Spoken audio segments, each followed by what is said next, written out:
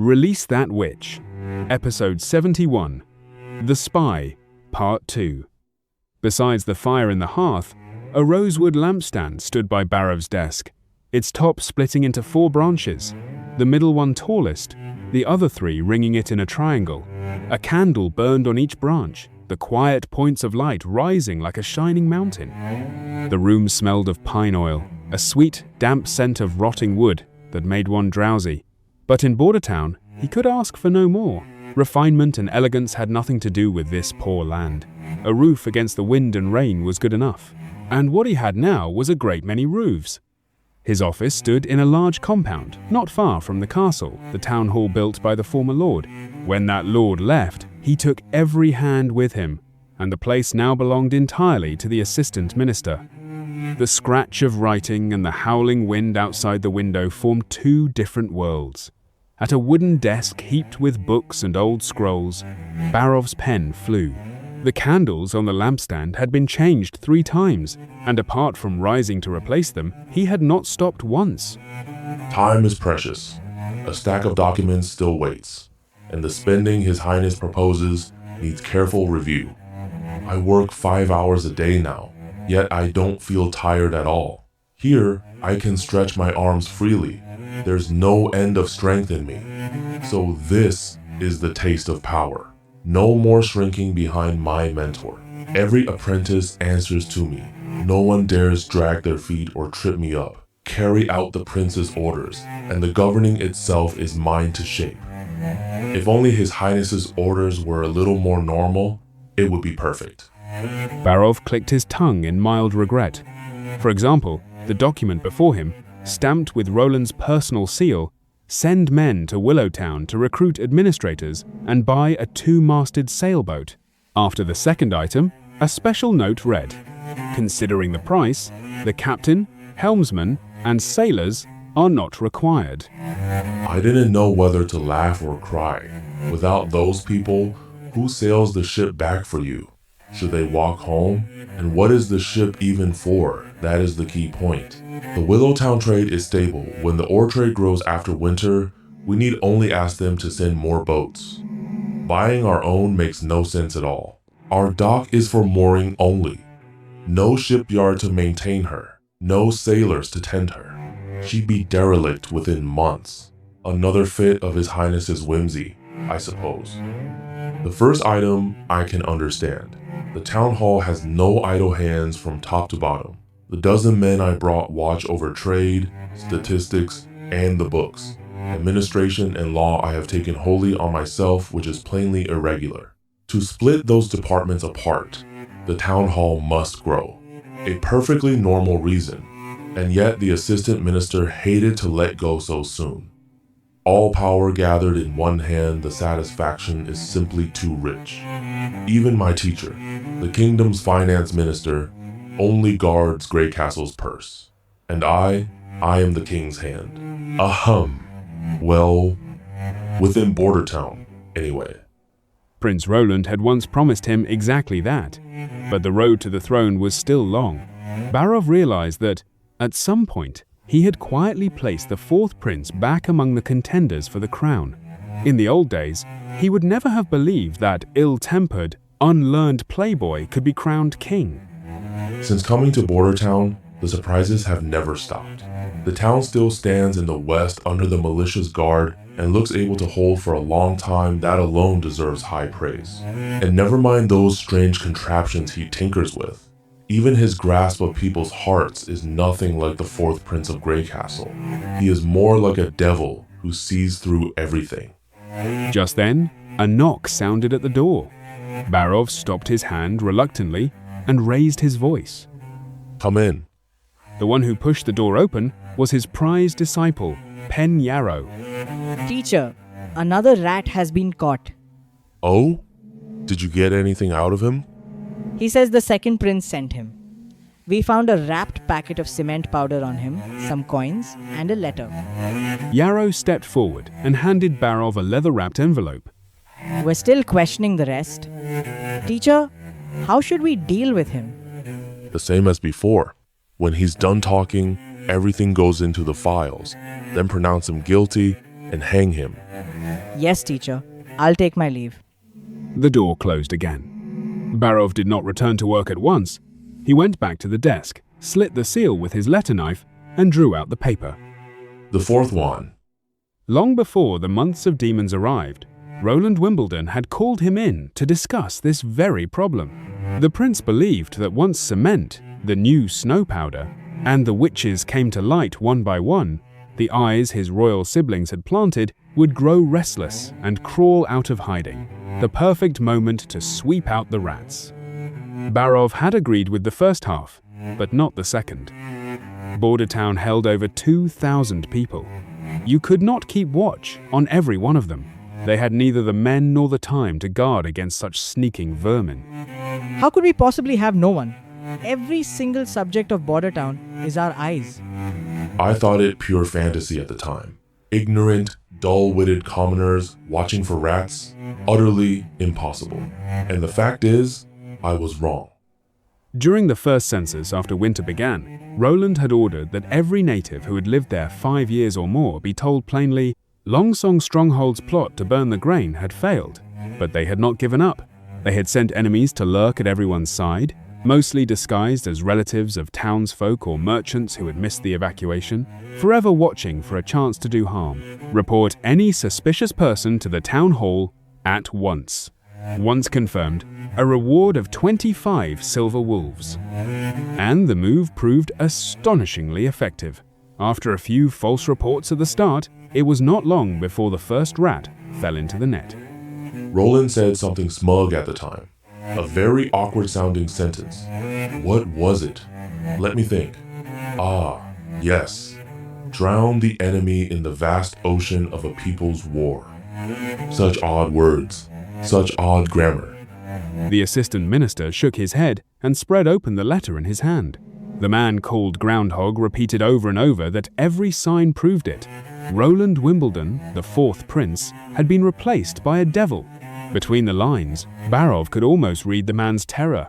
Remembering how His Highness played with human hearts, the assistant minister could not help feeling a trace of agreement. He took a deep breath and held the paper to the candle flame. Soon the sheet was swallowed by the fire and crumbled into flying ash. Even so, he is a devil who fears no god's punishment stone, and who can grant me power, is he not? Release that witch. Episode 72. The Royal Court. Typhiko Wimbledon sat upon the throne, the ruby scepter in his palm, looking down at the ministers gathered in the hall. This is the feeling I wanted. Not squatting in Gold Flag City, haggling with merchants over scraps of profit. He tapped the scepter, and the pure gold shaft rang crisply against the polished marble floor. Seeing every gaze turn to him, he nodded. Begin. Your Majesty, I have an urgent matter to report. The first to speak was Sir Weimar, known as the Steelheart Knight, charged with the defense of the King's city. Speak. Can the witch hunt be paused for a time, Your Majesty? It has grown far out of hand. Yesterday I heard that women from commoner families were arrested, abused in the dungeons, and one of them died in her cell. Afterward, they were proven not to be witches at all. The whole outer city is now in panic. If this goes on, I fear the people will flee in droves. Typheko frowned. The witch hunt was his own order. The truth of Wimbledon III's death remained unsolved, and he never believed his father had taken his own life, especially not with that eerie smile on his face. His father had worn a god's punishment stone of the highest quality, and the church had confirmed the stone was neither swapped nor drained. Yet none of that proved the witches had played no part. When it comes to wicked cunning, no one can match those witches. He shifted his gaze to Langley, the man running the hunt, a hound he had raised himself. The man stepped forward at once. Your Majesty, that was merely an accident. I have already punished the men severely. The warden, the head jailer, and the guards were each sentenced to 10 lashes and fined 25 silver wolves. 1 woman dead, 3 others cruelly tormented, and the villains get a few lashes and a fine. Besides, who gave you the right to pass sentence? The King's Hand, Marquis Wyke, or the Minister of Justice, Lord Parrow? Your Majesty, these are unusual times. I had to act unusually. Ignore a few trifling setbacks. The hunt has been a great success. We have caught at least 15 witches lurking in the king's city. They are under harsh questioning, even now. And soon we will know whether they had anything to do with your father. No. I mean, whether they are plotting some scheme. Typheco glared at him. The fool had nearly blurted out his true intent. Most of the ministers standing in the hall could guess the real purpose of this campaign. But for the outside world, the story had to stand. The first prince, Goron, had killed the king. That could not be overturned. 15 witches? Splendid. So the capital has become a den of witches. In the church's great hunt through the kingdom's eastern forests a few years back, they caught all of 6 members of the Witch Cooperation Association. It seems your lapdogs are mightier than the Judgment Army itself. You. Enough. Langley is a fool, and Langley's men are fools too. If I weren't so short of hands at the start of my reign, I would never have promoted this idiot. Even fishing for credit. You don't invent numbers like that. Most of those 15 are probably just like those poor commoner women. He had not wanted the church meddling in this affair, but now there was no other way. Go to the cathedral and fetch Priest Ferry. Let him confirm the identities of those 15. All torture stops at once. From now on, every person you catch must be verified by the priest. And if I ever hear again that your men can't keep their belts fastened, I will throw you into the capital's moat to feed the fish. Yes, Your Majesty. Do it at once. Once Langley had scurried out of the hall, Typheco turned to the finance minister. If any of them prove wrong, pay compensation 2 gold dragons each, including the 3 from before. For the one who died in the cell, send it to her family. He paused. Add 1 more. The finance minister nodded his agreement. Sir Weimar bowed as well. Your Majesty is merciful. Next item. Typheco let out a stale breath. When none of the ministers below made a sound, he went on himself, turning to the foreign minister, Sir Brint, the one they called the Umbrella. The recall order went out over a month ago, and not one of them has returned to the capital. Tell me, what exactly is the situation out there? Sir Brint of House Phelan had held that seat for 30 years. White-haired and ancient of face, he already had 1 foot in the coffin. He cleared his throat.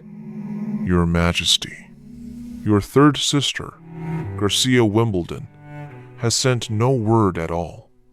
Your fourth brother, Roland Wimbledon, has written back. He says that when the months of demons have passed and his people are safe, he will consider returning to the capital. However What? On the envelope, he addresses you as Your Highness, not Your Majesty, and not King. Typheco could not help a cold laugh. As hopeless as ever, my dear brother. If you mean to come back, then bow to me properly as your king, and I can grant you a fine fief, a life of luxury as an idle prince. If you won't come back, then start preparing for your death throes. And look at what you did instead. Hedging, wavering, wanting to return yet refusing to bend. What good does a cheap jab on an envelope do you? Let him be. What of my 5th sister? Your Majesty, she is gone. What? What do you mean, gone? She first agreed to the envoy I sent, but a week later, Her Highness vanished from her residence, and with her, her steward and 2 maids. I set men searching. To this day, there is no trace of her. What is this? One after another, do none of them trust me? Tilly, I had such hopes for her. She was always brilliant, brighter even than me. Her only disadvantage was being born a girl. And father never meant to drag her into this storm. He gave her Silverlight City, close to the capital, modest trade, no ground for raising an army. And still she ran? This is the choice a clever woman makes? Since she's run, let the former lord keep managing Silverlight City. The search continues as well. I will not have royal blood wandering loose among commoners. He gritted his teeth and pressed the vexation down. So now only my third sister refuses to obey? Yes, Your Majesty. If she insists on being so stubborn, then I have no choice but harsher means. He looked toward the king's hand, Marquis Wyke. Issuing a war order required the assent of both king and prime minister, and Wyke was his staunchest supporter. It should pose no problem. I intend to have Duke Joy Cole of the southern region send out his troops to force Garcia to give up Clearwater Port and escort her back to the capital. This must not be delayed. Issue the war order soon, Your Majesty. The foreign minister can see it delivered. Typheco nodded in satisfaction and was about to summon the scribe to draft the document when urgent hoofbeats sounded beyond the hall. After a burst of commotion, a knight in a blue-striped cloak pushed open the great doors and strode in. Typheco knew him, the famous Gale Knight, Nyman Moore. He walked straight to the center of the hall and dropped to one knee. Your Majesty, I have just received word from the south. Your sister, Garcia Wimbledon, crushed Duke Joy Cole of the southern region 5 days ago and has taken Eagle City. And she has declared herself the Queen of Clearwater. The lords are rallying to her one after another. The entire southern region has declared independence. Release That Witch, Episode 73, Testing the Cannon. The western edge of Bordertown, by the Redwater River. The snow left the road nearly impassable, and it took the party half a day to drag the first finished field gun out of town. Carter had grown almost used to the prince's endless stream of new inventions. So, what is it this time? An oversized musket? More or less. Roland directed his men to unhook the traces, then adjusted the carriage with his own hands until the barrel lay level, its trail spade braced into the snow. A cannon and a musket worked on exactly the same principle, so calling it an oversized musket was fair. This one fired a 12-pound solid iron ball. Powder and shot were both loaded from the muzzle, and it was touched off with a fuse. Following the proven designs of history, Roland had the carpenters build a wooden carriage, its parts that rubbed the ground or bore the firing stress, all wrapped in sheet iron. Building the carriage and wheels took nearly as long as boring the barrel 3 carpenters, busy for a full week. The wheels alone, half a man tall, took 4 days.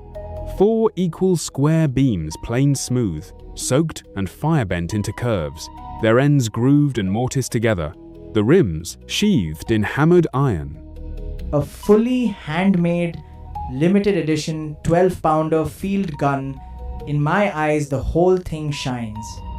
The party for the test firing was grand. Chief Knight Carter and Militia Commander Ironaxe went without saying.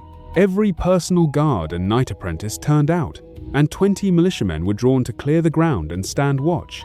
On top of that, for the first time, he brought Nightingale and Lightning. Thanks to Nanawa, the militia's prejudice against witches had sunk to its lowest, and Nanawa herself had become the most respected figure in the ranks, after the prince. Let's follow procedure. First, clean the bore. I know the cannon's construction cold, but the actual handling is a blank page. All I can do is rack my brain for the gun crews in every medieval movie I've seen and piece together a drill. Whether it actually works, heaven knows. Lightning, in high spirits, pulled a mop-like cleaning rod from beneath the carriage and rammed it down the muzzle. Her contract was unlike the other witches. So long as she could work every new invention with her own hands, she was willing to serve Roland and asked for no pay at all. Faced with terms that saved him money, Roland had naturally agreed at once. When the time came for secret projects, he would simply tinker in private. My head is full of ideas and inventions waiting to be realized. Any few pieces I casually bring out will keep her busy for a good long while. After a few strokes, the mop brought out no debris, but procedure was procedure, and she had to make a second pass. Swapping in a fresh mop and pumping it a few more times, the bore was declared clean. Did everyone see that clearly? Roland asked the watching knights and militiamen. This test firing doubled as a drill.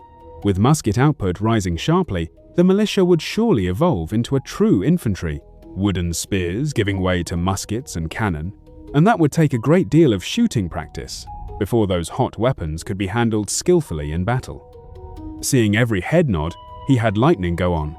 She took out a paper-wrapped cartridge of powder, slid it into the bore, and rammed it to the bottom with a wooden stave.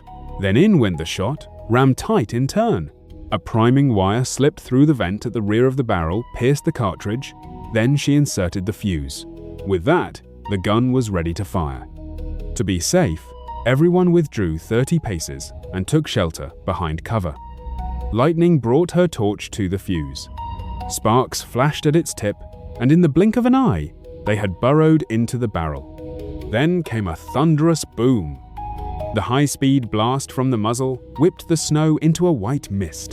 The 12-pounder had a theoretical effective range beyond 1,000 meters, and even without rifling, the shot's early flight ran straight as a line. The armored target set about 100 meters away rang out with a clang struck squarely by the 12-pound iron ball. The whole thing flew into the air. The ball, undiminished, hit the ground and bounced again and again, throwing up pillars of snow.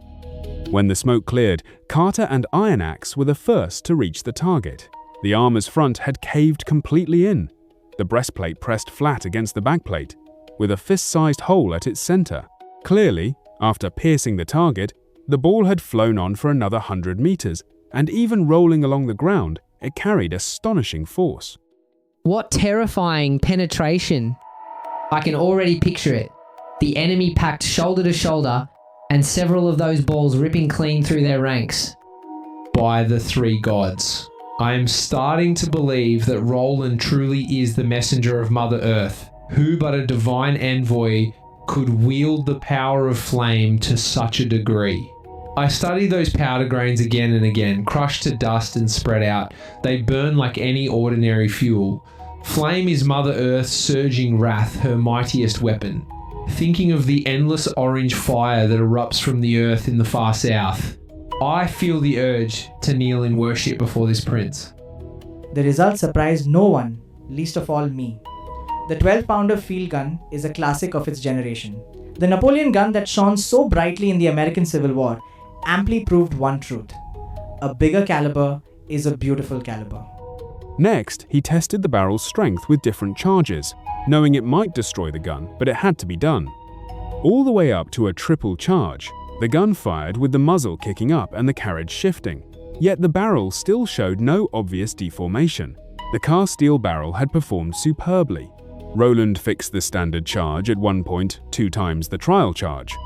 What remained was to pick the gun crews and practice, again and again. Your Highness, the weapon is mighty indeed, but it's too heavy. One muddy pit and it can't move at all, and every round means cleaning the bore, loading powder and shot. Powder and ball are far heavier than a musket's too. One gun alone will take 5 or 6 men to serve. True enough, but it's all worth it. With 2 or 3 of these guns, the demonic beasts, the giant tortoise kind, they'll never break through the city wall again. Ahem. That was close. As for the 12-pounder's weight, Roland meant to solve it by water. Turning a steam engine into a steamboat, even the crudest paddle wheeler, was a vast and complicated machine system. Rather than build one himself, better to buy a 2-masted sailboat outright, drive it with Wendy's power over wind, and swiftly carry the militia and the guns behind the Duke's army, closing a pincer with the frontal force and wiping out the stronghold's living strength in one blow. Release That Witch. Episode 74. The Shipbuilding Project. What do you mean? We can't afford it. Roland sat in his office. On his desk lay the document requesting more administrators and the purchase of a sailboat. Barov cleared his throat. Your Highness, it is indeed so. A 2-masted sailboat costs between 80 and 120 gold dragons, but that is only the price of the ship herself. Count the people who come with her, and the full price runs above 200 gold dragons. Didn't I say I don't need sailors or a helmsman? No captain either. I only want the ship. With Wendy here, I don't need a crew at all. River boats mostly carry square sails. Handling them is like raising a flag. Oarsmen and sailors are superfluous, and any random fellow can have a go at the helm. With wind I can aim where I like. Why wouldn't the ship move? Your Highness, there is simply no such deal, at least not in Willowtown. You may not be familiar with the trade. Generally speaking, The owner of a ship is her captain. He might be a merchant or a noble. The merchant hires his own hands and sails her between the docks of the great towns, trading or hauling goods. The noble usually hires a proxy captain to sail in his place, and the crew is not paid by the month, they are paid once every 1 to 3 years. Most of the time, ship and crew are bound together. If you buy a captain's ship but refuse the men he has hired, he is left swallowing the loss of their wages. 80 gold dragons is a sum even a great noble cannot lightly part with. Counting the gemstone trade with Willowtown at the start of the month, the town hall now holds 315 gold dragons in reserve. Spend the better half of that on a ship, and next month your militia goes unpaid. The assistant minister said it all in one breath, then raised his cup and took a swallow of ale. You said, most of the time? Exactly. There are 2 cases where an empty ship comes up for sale. The first is a merchant in desperate need of cash. Selling off his property, he dismisses all his crew and sells the ship as fast as he can. The second is a replacement with a new ship, easy to understand. But I must tell you, both cases are quite rare. Wait, you said buying a new ship. Then where do those ships come from? Clearwater Port, Seawindshire, and Northwatch Cape.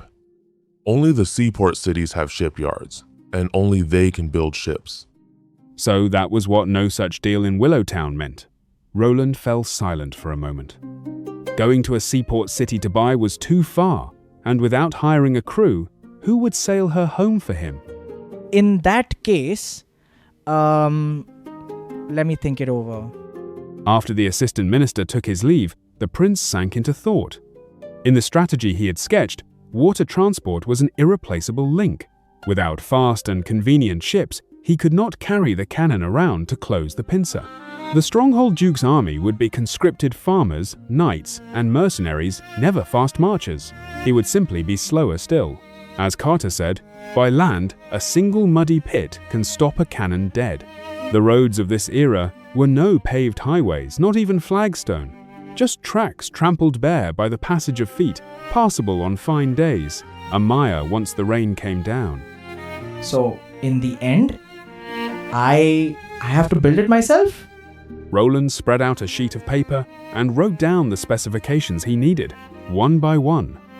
First, it must carry 1 or 2 cannon plus about 30 men. No power of its own needed sail will do. Second, it sails rivers, so it must be steady and reliable, hard to capsize, and shallow in the draft. Third, easy to handle, so militiamen can pick it up after a short training. Put all of that together, and only one answer remains: a flat-bottomed barge. In the world before Roland crossed over, such boats extremely shallow of draft, extremely low of center, could be seen everywhere, spread across nearly every riverway. Those boats piled high with river sand or gravel, gunwales nearly level with the water, were flat-bottomed barges. With a single tugboat, a string of them could be pulled along like a train. With the hull form settled, the next key question was the choice of material. Roland wrote 3 options on the paper: wood, iron, cement. A wooden ship is mankind's earliest seafaring technology, from rafts to ships of the line, from rivers to oceans, truly evergreen. Unfortunately, I don't know how to plank a flat bottom out of logs, and I have no such craftsmen under me. Force a few carpenters to improvise, and we'd likely end up with a giant raft, the kind that might fall apart at any moment. An iron ship is built much like a house, a skeleton of main and secondary beams, then sheet iron wrapped around it. With Anna doing the welding, rigidity is guaranteed, but that approach would burn through our already meager iron reserves. Short of utter necessity, that iron is plainly better spent on steam engines and gun barrels. Which leaves the cement ship. The city wall is finished and there's raw material left over. Anna can fire a batch or 2 and we'll have all the cement powder we need. Construction is far easier than with iron. Plank together the outer form, lay out iron bars as reinforcement, then fill in the cement. Even the villages back home manage to build little concrete boats for fishing. And unlike iron, it needs no rust scraping or repainting cheap to build, sturdy and durable. I've never studied how to build an ocean-going ship, but a low-tech river barge made of concrete shouldn't be a problem. Probably. With a nothing-ventured state of mind, Roland picked up a quill and began sketching the barge at flying speed. Days later, a walled shed rose on the bank of the Redwater River. To make launching easy, Roland had placed the building site as close to the shore as possible. The shed kept out the wind and snow, and 2 basins of charcoal burned inside, so the cold would not spoil the cement as it cured.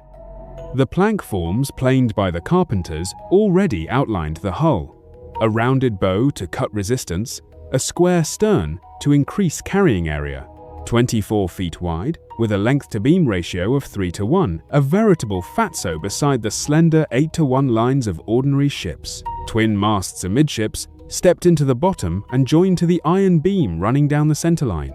At the stern stood a wooden post, the reserved socket for the rudder. Everywhere else lay iron bars, crisscrossed. No wire for binding? No matter. Anna welded every crossing of the bars fast with her own hands, forming an iron net that covered the whole bottom of the ship. With form and rebar ready, Roland ordered the workers to begin the pour. Basin after basin of mixed cement went into the mold flat in the middle, the sides rising 1.5 meters to form the walls of the hold. At first glance, it looked exactly like a giant bathtub of peculiar shape. And none of those taking part in the construction, Anna included, ever imagined that this odd thing, made of the very same material as the city wall, was in fact a boat. Release That Witch, Episode 75, The Holy Mountain, Part 1. Hakara felt the breathing of the person beneath her grow ragged. Time to switch. Leaf, you carry me now.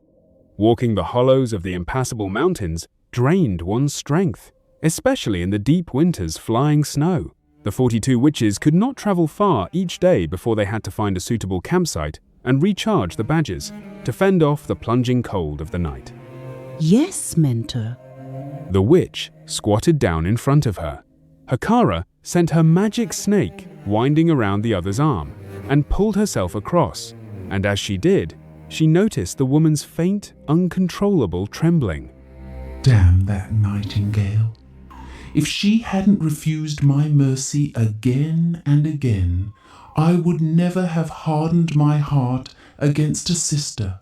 At this critical moment, with the holy mountain almost found, I will allow no accident.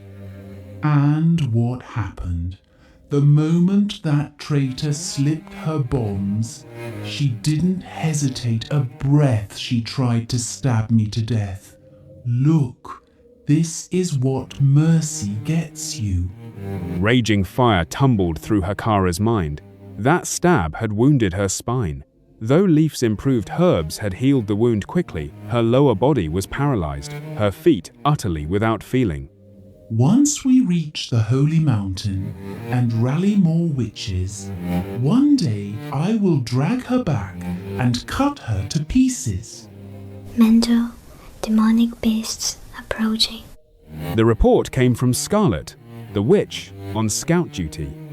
Her eyes ignored obstacles and cover. No trap could hide from her. She could also track moving objects with uncanny precision in the struggles against the church she had once shot a Judgment Army crossbow bolt out of the air. Put me down. Leaf, go help the others. The witch, carrying her, nodded, crouched down, and set her on a rock. The hands bracing her body sank into the snow, and the icy feeling came through her palms. Couldn't you brush the snow aside before setting me down? But she didn't say it. Leaf was irreplaceable in this company. If the association relied on Wendy's good-natured temper to gather the witches together, Leaf was the guarantee that gave them the courage to keep following. Without her power, more than half the sisters would have died on the flight from the church. Wendy. Thinking of her stabs my heart. I never imagined that the one who founded the association beside me would betray me over Nightingale. Even when Wendy struck, and blew me away. I never meant to kill her. The venom of my magic snake agony works slowly. The pain is hellish, but it does not kill at once, and a bite from Void purges the poison quickly. I only meant to teach her a lesson, yet, left untreated, once the venom invaded her head, there would be no saving her. Nightingale was wrong to take her away. Without Void's antidote, Wendy won't last a single day. Could it be that a former church nun like her was never fated to walk with her sisters to the very end? As for the other runaway, Lightning, I hardly care. She joined the association only recently. Her power seems to be flight, and she forever raised different opinions in the search for the Holy Mountain, even openly questioning the Holy Book. If it didn't go against the association's ideals, I'd petrify that chatterbox of a girl and leave her in the snow. The demonic beasts poked their heads out from behind the slope, two wolf-shaped creatures. The witches of the association handled such encounters with practiced ease. The sisters without combat power drew toward the rear. Leaf drove her magic first, sending the weeds beneath the beast's feet into mad growth green blades bursting through the snow in an instant, twining around the enemy's legs. Another witch, Windchaser, drained the air from around the beasts. Before long, both monsters were suffocating, foaming at the mouth, and collapsed, twitching to the ground. This is the power of witches. Ordinary folk with mere swords can lose their little lives to two demon wolves in a single careless moment. Only witches, blessed with wondrous magic, are the true darlings of the gods. If not for the gods' punishment stone, Pa, Hellstone is the name for it. If not for that vile stone, how would the church dare ride roughshod over us? Mentor, please climb on. No, let someone else take a turn. You must be tired too. The party went on its way. By noon, the snow had slackened, and Stonewoman, who was in charge of making camp, found a spot sheltered from the wind. They decided to rest a while and eat to recover their spent strength. Stonewoman swiftly reshaped the patch of land. The snow was pressed down by surging soil and gravel, the ground seeming to come alive, weaving and writhing on its own until it lay flat and hard dry. Everyone took up her task, setting up the pots they carried, lighting the fire, boiling gruel. Snowmelt, boiled in cups with a little of Leaf's improved herbs at once, gave off a rich fragrance. Everyone, hand your badges to Snow. The young girl who shouted had a rare head of red hair, like a leaping flame. Her power was tied to fire as well. She could pour heat into an object and keep it warm for a long time. The association's badges, the Holy Mountain coins, were her handiwork. A seemingly trifling power, yet a great help to the association. Traveling in the impassable mountains without something warm to hold, one could easily faint from the cold in the wind and snow. When the wheat gruel was finished, they packed their things and made ready to march on. In Hakara's reckoning, the so-called Gates of Hell were in truth the key to the Holy Mountain. The church had deliberately painted the place as evil, hoping to keep witches from ever reaching it. According to the ancient book, they had to pass through 3 stone gates in all.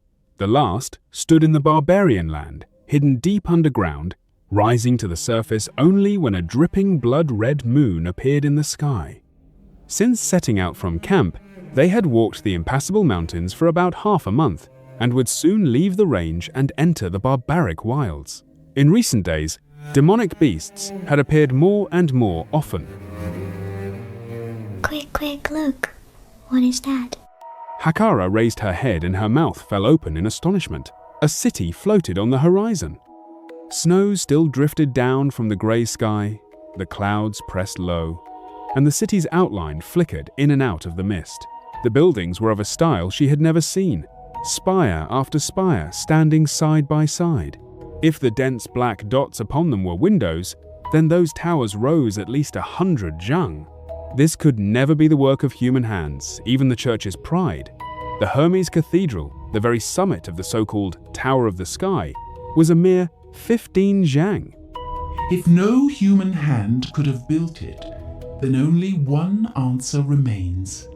That is a city built by the gods. Hakkara could hardly contain her excitement. A voice cried out in her heart, again and again. I have found the Holy Mountain. Release That Witch, Episode 76. The Holy Mountain, Part 2. Sisters, that is the Holy Mountain. We have found it. Hakkara screamed out her joy. Many witches stood rooted, stunned by the wondrous sight. Others came to their senses and fell weeping into the arms of the companions beside them. Scarlet, however, knit her brows. Is that really the Holy Mountain? What is it? Is something wrong? Leaf leaned in and asked softly. The same doubt was in her own heart. The city in the sky looked nothing like the ancient book's description, golden and glorious. The spires were magnificent, yes, but all of them a greyish black, dull even in daylight. Not to mention the red mist hanging over the city, thick as unmeltable blood. Something is crammed into those holes. I can't see them clearly, but those things don't look much like gods to me. Leaf felt goosebumps rise all over her body. Scarlet saw farther than anyone in the association, and her words left Leaf quietly uneasy. What a pity Lightning had left with Nightingale, otherwise she could have flown closer for a look. Sisters, the Holy Mountain is right before us. One more push, and we will find eternity. With that, the mentor at once urged Stone Woman to carry her onward. Leaf wanted to step forward and dissuade her. She lifted her foot, then drew it back. She remembered Wendy's fate half a month ago. At a moment like this, no dissuasion could mean anything. Without seeing it for herself, the mentor would never give up. The party began to quicken its pace. Once they left the foot of the mountains, the snow thinned surprisingly, and the air grew somewhat warmer. This is the Forbidden Land of Legend, a region no human can set foot in. And now we are pressing our footprints into this ownerless earth. If Lightning were here, she'd be delighted, wouldn't she? Looking back, the towering mountains rolled behind them like an unclimbable barrier. Leaf could not help wondering whether it was precisely because of the impassable mountains that the demonic beasts could not strike directly into the heart of the continent and had to detour through the far north. Either way, if we truly find the Holy Mountain and I never have to wander again, I'll be content, to be honest. When Nightingale told the camp what she had seen in Border Town, my heart was moved. When Wendy asked who wanted to leave with Nightingale, I nearly stepped forward and called out my own name. But in the end, I couldn't cross the threshold in my heart. I lost to the shadows of my own past. Leaf shook her head, told herself not to dwell on what was past, and hurried to keep up with the company across the yellow and white wilds. But strange things soon happened. No matter how they sped up, the city seemed to fall back at exactly the same speed. After a full hour of walking, the place of the Holy Mountain still floated in the clouds, neither bigger nor smaller, as if they had not moved at all. Mentor, please, let us rest. The sisters are exhausted. Several carriers had already taken turns bearing the mentor. Stone Woman had lasted the longest of them all. No, how can we stop now? This is the gods' test for us, sisters. Without an unbending will, no one reaches the Holy Mountain. We cannot stop. We must walk on until the gate of the Holy Mountain appears before our eyes. Seeing persuasion was useless, the party had no choice but to march on.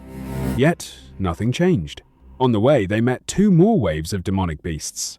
In the second came two deformed hybrids, and Leaf's binding weeds could not hold them long.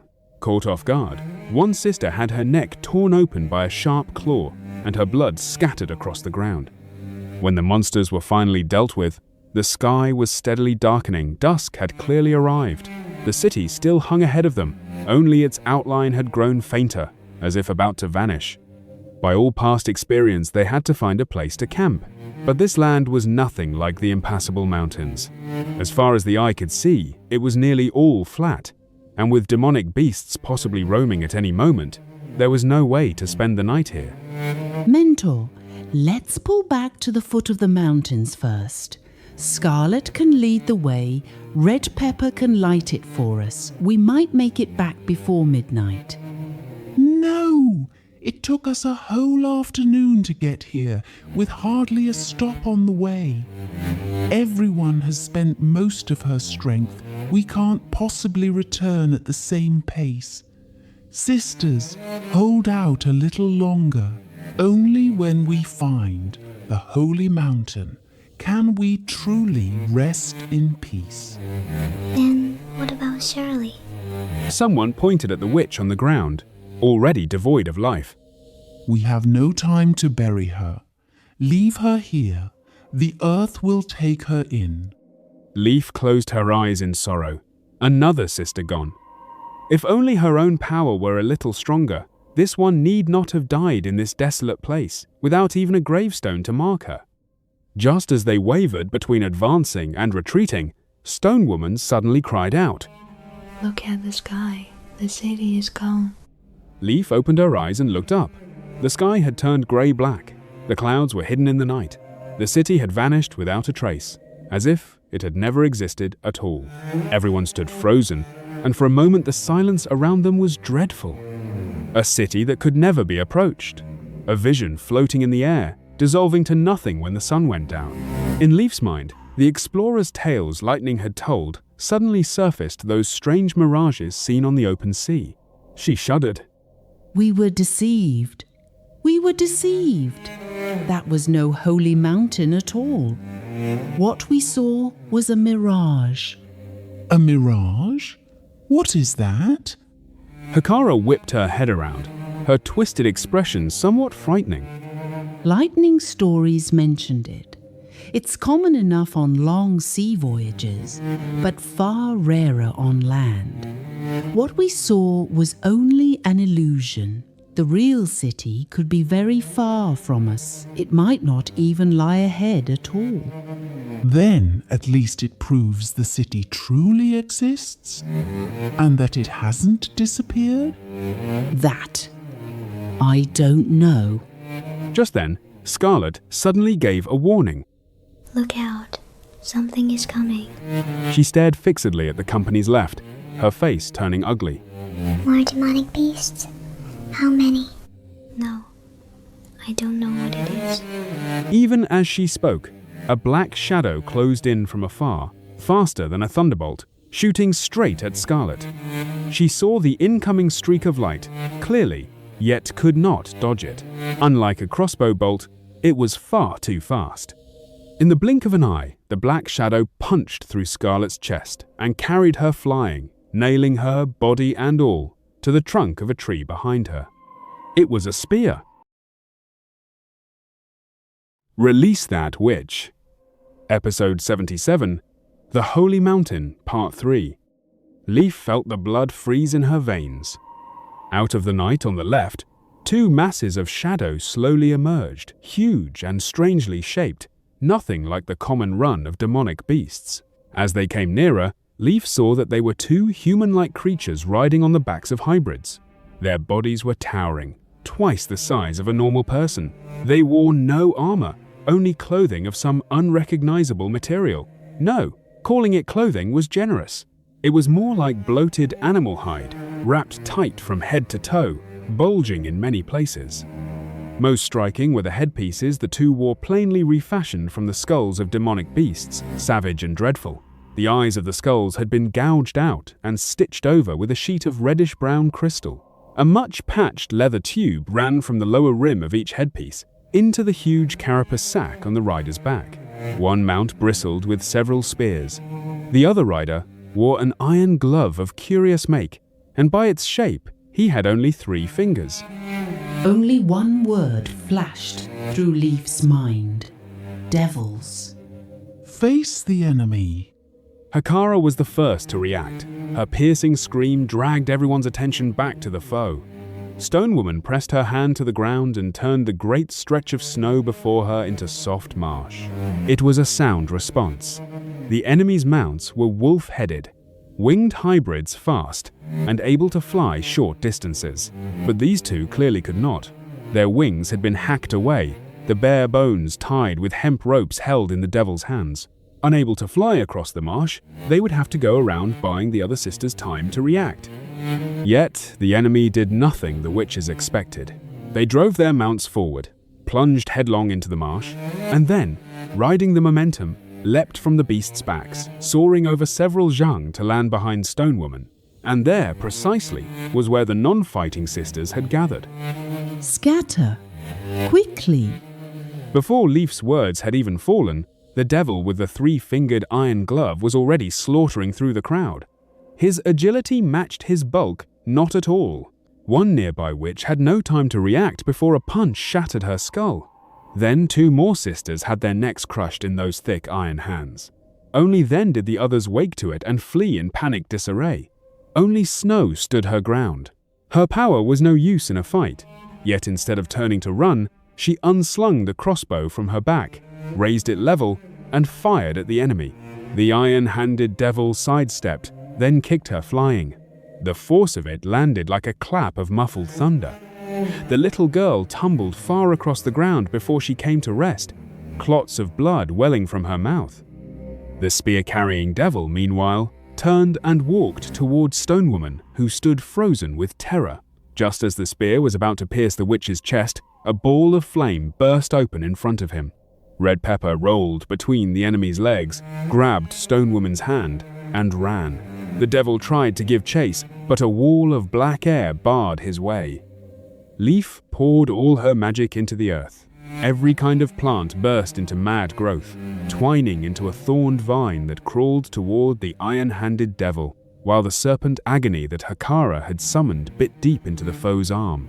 As he waved a hand to shake off the pestering snakes, the vine that had crept up behind him suddenly pounced, coiled around his feet, and yanked backward. The enemy's massive body crashed to the ground. Run, sisters, run. Fear made her voice tremble. Run. Get far away from these dreadful monsters. They are the very source of evil, written of in the ancient books, devils that crawled out of the gates of hell. The serpent's tormenting venom seemed to have no effect on them. The fallen, iron-handed one arched his body, as if trying to seize the vine that dragged him about. Seeing his companion in trouble, the spear carrier quickly fixed his attention on Leif, who was steering the vines. He raised a spear and took a throwing stance, and his arm swelled up at speed. The bloated hide stretched to a thin membrane. Through the skin, one could even see dark red vessels and bone. Leif, watch out. Stone Woman turned the ground to mire once more, this time directly beneath the enemy's feet. The devil sank sharply downward, and the spear he hurled changed course in an instant, slanting into the ground in front of Leif. Nearly the whole length of its man-tall shaft buried itself, and the cold sweat broke out all over her. After the throw, that swollen arm shriveled quickly, soon becoming like a stick of dry firewood. The spear thrower can't throw twice in a row.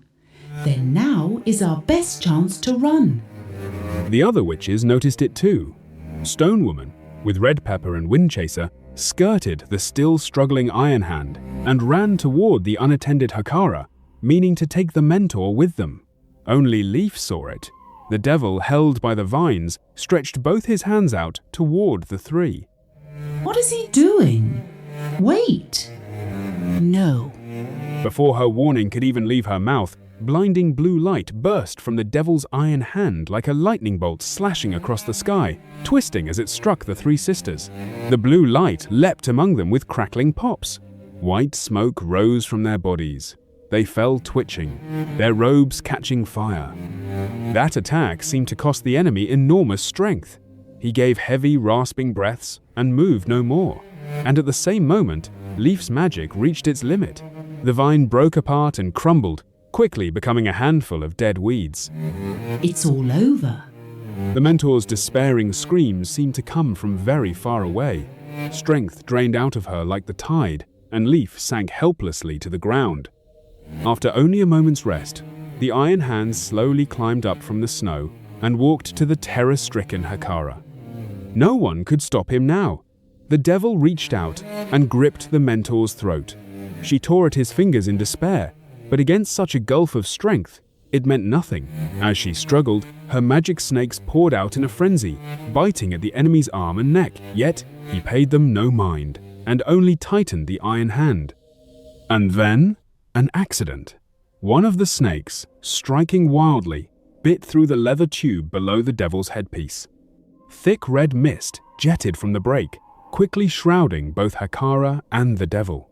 She let out a hideous scream as her skin ulcerated swiftly in the red fog, bearing sinew and white bone.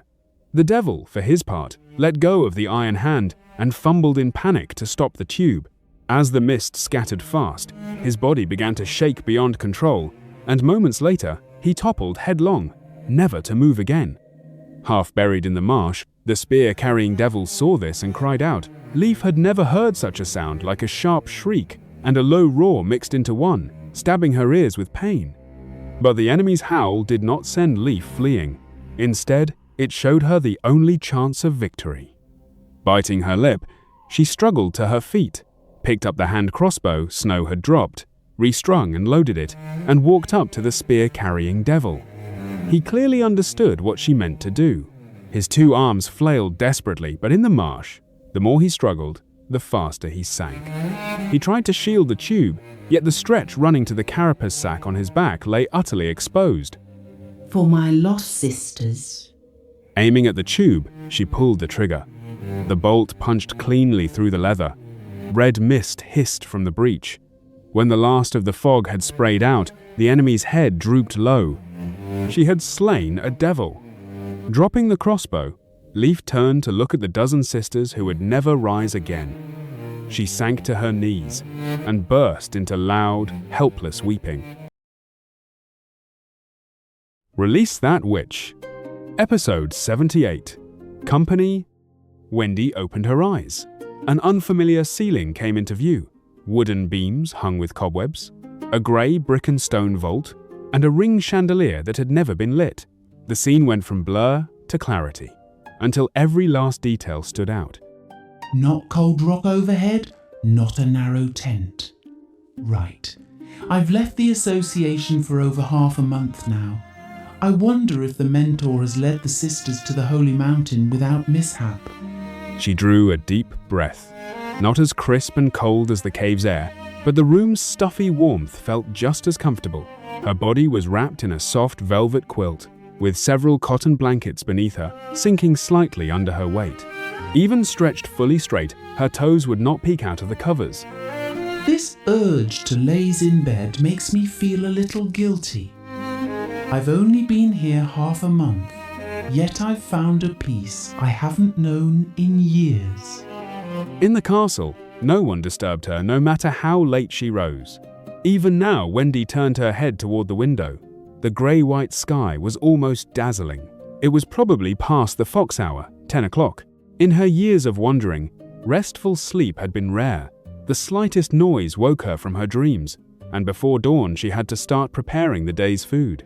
Outside, she lived in constant fear that the church would find their trail, and no one could promise to survive the next demonic bite.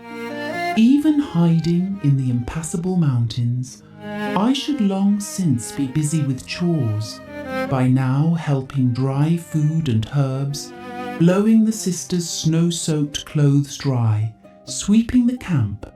It was not that Wendy disliked such work. Seeing everyone's smiles made her happy too. Yet she found that she could not resist this lazy life either. If anything, she was sinking into it. She slapped her cheeks and mustered the strength to climb out of bed. No more laziness. Back in the convent, the Mother Superior always warned us, the lazy receive no blessing from the gods. Later, I'll practice my wind control in the back garden and blow the snow clean while I'm at it. Thinking of the prince's demands for practice, Wendy could never help laughing. What peculiar requests they were. After watching her demonstrate her power, he had hoped she could blow her wind to a spot 10 paces above her head. Yet no witch had ever extended her magic that far. Told it was impossible, he was not angry. Instead, he came up with a strange idea: have her stand on a stool and blast strong wind upward and downward at the same time. Wendy tried it and found it actually worked. The test result delighted the prince. Besides telling her to practice that way, he even asked whether she was afraid of heights. Just as Nightingale said, His Highness Roland Wimbledon is an unfathomable man, but he is also a prince who cares deeply for witches. A prince who does not loathe witches truly exists. Mentor, you were wrong. She sighed softly, then put on her brand new clothes. The chest felt a little tight. Wendy was long used to that. Just as she thought to find needle and thread to alter it, a knock sounded at the door. Come in. It was Nightingale who pushed the door open. Wendy paused in slight surprise, then smiled. Is His Highness not up yet? You actually have time to come to my room. What are you talking about? I'm not stuck to his side all day. I brought you breakfast. She raised the basket in her hand. Breakfast was usually delivered by the maids. Apart from the chats Nightingale often shared with her after the prince went to bed, she was rarely seen at other hours. Wendy smiled to herself. Running over with food the moment she awoke meant Nightingale had surely slipped in to check on her several times already. All right, out with it. What is it? She took the basket, pinched out a slice of bread sandwiched with cheese, and popped it into her mouth. Nanawa is going through that day today. Wendy fell silent. It was only the first backlash. True, not as violent and lasting as the day of adulthood, but still not absolutely safe. The younger the witch, the lower her tolerance for pain. She set the basket on the bedside cabinet, walked over to Nightingale, and patted her shoulder. Didn't His Highness say it? As long as she releases her magic every day, the torment can be brought down to a minimum. But that's only a guess. At least it's a reasonable guess. Isn't that how Anna came through? Even the day of adulthood, the cruelest of all, did her no harm. You saw it with your own eyes. Where is Nanawa now? At the medical hall right now. I hear her father, Baron Pine, bought up whole packs of wild rabbits from the hunters and had them all sent over. She means to keep practicing straight through to tomorrow. At that, Nightingale could not hold back the upward curl of her lips. It's good to have a father like that. I can't remember my childhood at all. Strange, isn't it? Like there's a blank in my memory. No father, no mother, from the time I understood anything. I was in the convent. Then it seems I'm a little luckier than you. Quite a bit luckier. Are you nervous? Nightingale was silent for a moment, then nodded gently. Wendy, of course, knew what she was nervous about. Today was not only a day of fate for Nanawa, it was the turning point that could reverse the destiny of all witches. If Nanawa came through this backlash safely, it meant witches could finally cast off the shadow of the devil's claws, and Bordertown would become a holy mountain in the truest sense. One day, all witches would gather here, living no differently from ordinary folk, never wandering again, never hiding from the church's hunt. Worrying won't change anything. Let's just play truant for a day and keep Nanawa company. Play? Truant? Nightingale stared at Wendy with wide eyes. Yes, it's your fault for telling me so early now. I'm nervous too.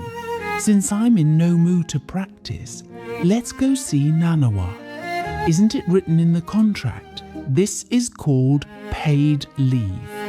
After dinner, Nanawa's room was already packed with people: Anna, Lightning, Nightingale, Wendy, Teegu, and Roland. Faced with this assembly, the little girl's face twisted up. Am I going to die? Of course not. Everyone shook their heads together.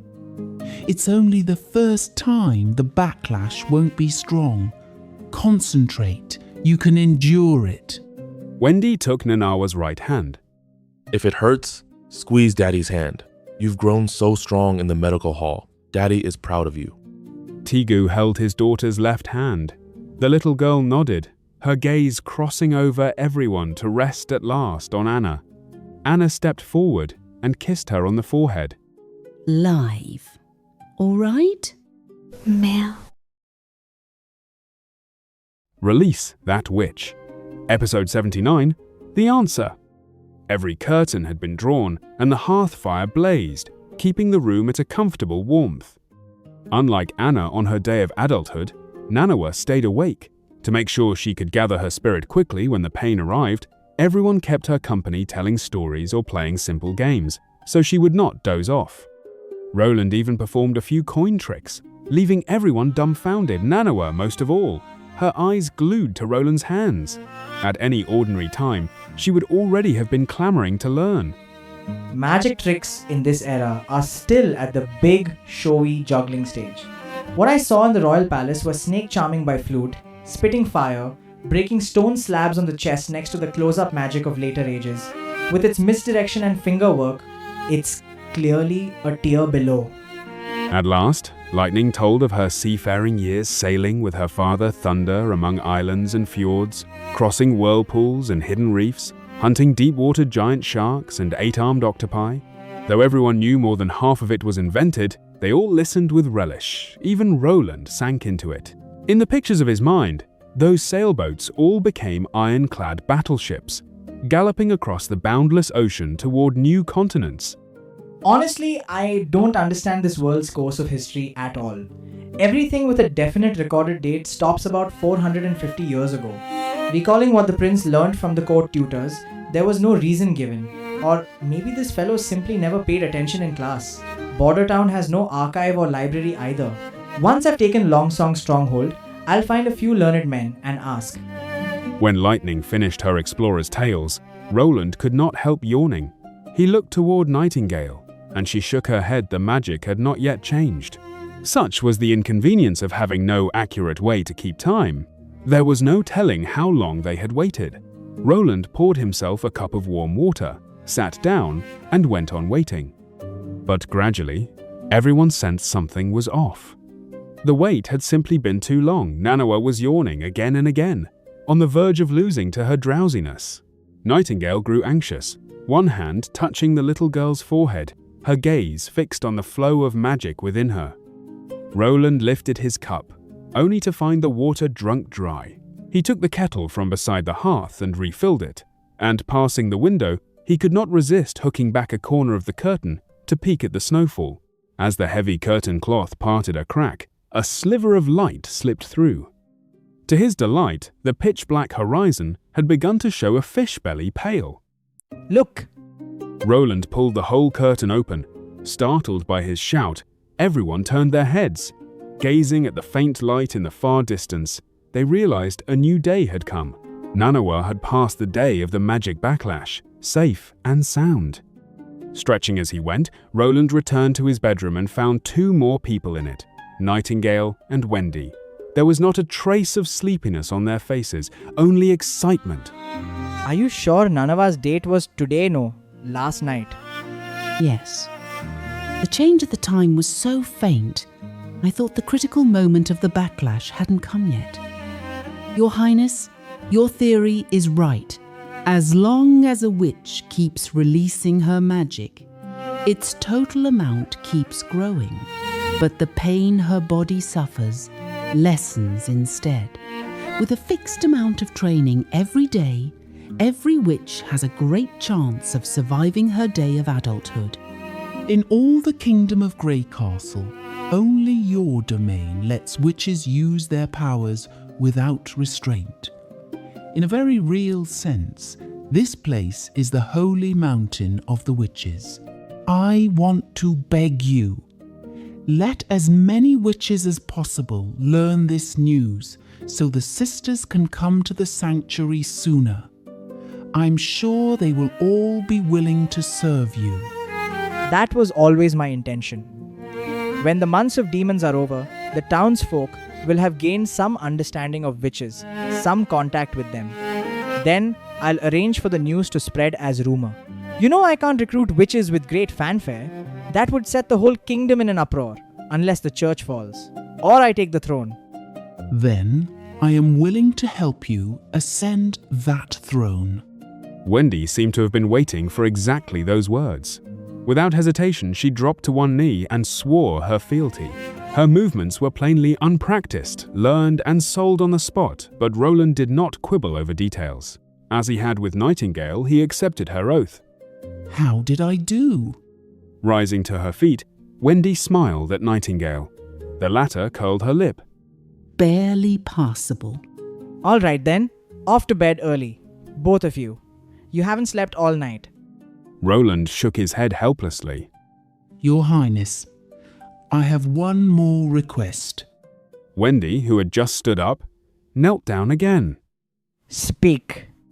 Roland put away his smile and asked in earnest. Such a posture plainly announced a request not easily granted. I want to go back to the camp one more time. Wendy? Nightingale stared at her in astonishment. The other's eyes were full of resolve. I don't know whether they found the holy mountain. Perhaps they did, perhaps they didn't. I hope to go to the impassable mountains when the months of demons are over. If Hakara hasn't found it, they should have returned to the mountains by then. That is exactly the most dangerous case. Your revered mentor attacked you, never mind old friendship. If she truly wanted to kill me, I would have died then and there. The snake she summoned was agony, not death sentence.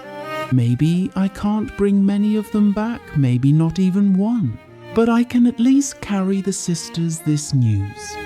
Release your magic every day, and you need never suffer that terrible pain again. At this, her voice became incomparably soft. Your Highness, as long as you treat witches well as you always have, my life belongs to you, and I will not throw it away lightly. I will protect myself. Please, say yes. Roland fell silent. To be safe, he should refuse Wendy. But he also knew what this request meant to her. Given the chance to save more witches, she would willingly take the risk. If he refused, she might obey his command, but the sisters lost because of it would leave a permanent scar in her heart. I promise you. But not until 2 months after the months of demons end and you go together with lightning. I'll give you flintlocks for self-defense and a god's punishment stone. Lightning provides support from a distance. You wear the stone and negotiate with them. That way, neither Hakara nor any other witch can hurt you with her power. Your Highness, let me go with her. No, Veronica. His Highness's safety matters far more than mine. He is the hope of all witches. Protect him well. Release That Witch. Episode 80. The Artillery Crew. After a week of curing in the shed, the day finally came to launch and fit out the cement ship. The summoned workers were dumbstruck. When the prince ordered this hard-won bathtub pushed into the water, everyone suspected they had misheard. But Roland's order was exactly that. He had the shed dismantled and moved aside for the moment, then had a sloped trench dug from beneath the hull, running straight to the river. This part demanded special care cement has miserable resistance to pulling and shock. A few cracks would be a small matter, knock it to pieces on the ground, and all the work would be for nothing. On went the rollers. Ropes were tied to control the slide. When all was ready, the workers looped wrist-thick hemp ropes around freshly driven stakes, holding a taut line. At each call of command, they slowly paid out the rope, and the hull slid over the rollers with an ear-piercing screech. Thankfully, all went smoothly. Roland watched the cement ship settle into the river, drawing about half a meter, a full meter of its sides still above the water. The workers stared in astonishment. This thing, heavier than stone, did not go glug straight to the riverbed. It floated on the surface like a leaf. Quick, wrap the ropes around the stakes, a few more turns, then tie them fast. The ropes bound to the hull could not be loosed yet, or the cement ship would drift south with the current. Why? Why can it float? Nightingale never showed herself, but the disbelief in her voice betrayed her shock. Simply put, its average density is lower than water's, so it floats on the surface. Whether it's made of iron or cement doesn't much matter. Actually, one look at a sailboat should tell you a ship that size is far heavier than a rock. The voice did not come again. He guessed she had sunk into hard thought. Even Anna might not grasp it right away.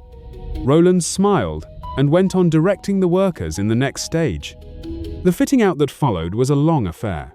Whenever heavy snow fell, work had to stop. Only when the snow relented could they snatch some working time. The main task was laying the deck. Tongued and grooved planks went onto the hull one by one, with short wooden posts bracing the gap between deck and bottom. A little wasteful of space, but considering the cement ship's main purpose, that could be overlooked. Next came preservation. The carpenters knew this part well. First they brushed the deck with a pungent oil, and once it had set, they went over it with a red coating, layer after layer. When the deck was done, the fitting out moved on to the superstructure. The so-called superstructure was nothing but a wooden shed standing between the two masts, for storing the cannon and ammunition and for giving the crew shelter from the rain. On top of the shed went a platform where one person could stand, plainly prepared for Wendy. From up there, the reach of her power could cover the sails from top to bottom. The rudder at the stern was cast from pig iron and trickier to install. The rudder post had to pass underwater through the reserved hole until it showed above the deck. Then an iron ring went over it from above, and a catch was welded on a right-angled triangle of iron plate, its long side welded to the post, its short side free to turn in the ring slot. The welding, of course, fell to Anna. After showing the same shock and incomprehension at a stone bathtub that could float, she asked exactly the same question Nightingale had asked. Roland repeated the answer and watched Anna squat down to one side, lost in thought.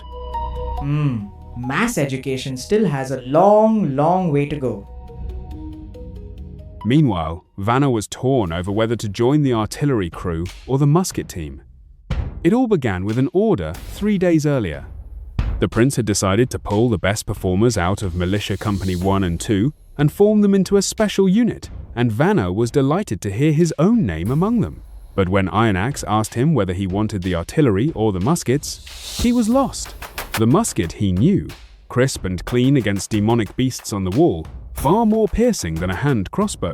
For now, only Iron Axe, the chief knight, and a few hunters could use such a fierce weapon. I should have joined the musket team without a second thought, but I just had to open my big mouth and ask, what is a cannon? When he learned it was a musket scaled up tenfold, with power 100 times greater, he fell into a dilemma. Clearly, the mightier the weapon you're trusted with, the more His Highness values you the artillery seems, the better choice. But marching through the streets of town with that straight, sleek musket on my back, drawing every eye, that's the scene I've dreamed of all along.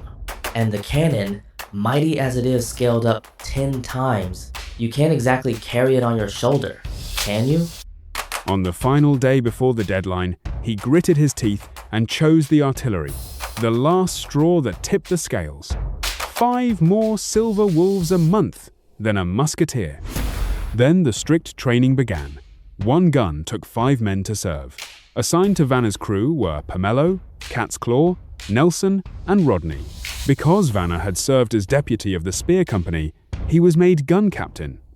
Compared to the musket, this thing is 10 times more troublesome to tend.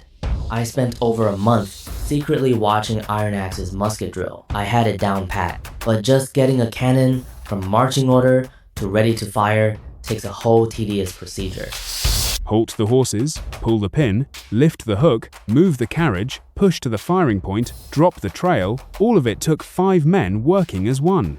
When the hook came up, the others had to shove the gun at once, parting it from the limber, 4 wheels becoming 2, before the trail could come down. The changeover demanded slick teamwork, or the heavy carriage would never come off the limber. Once in place came loading and preparing to fire. That part was much like the musket, except swabbing the bore took 2 mops, each rammed in once in turn, and the powder came ready bagged, straight down the muzzle. Ignition used a powder fuse. Which means rain will rob it of its bite, I guess. At least the gun captain mostly stands aside and tells the others what to do. Saves me a deal of effort.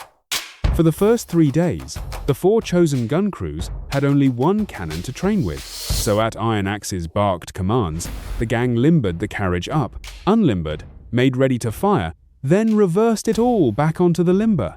Over and over those 2 steps went, until Vanna suspected the bore, swabbed without pause, must be far cleaner than his own face.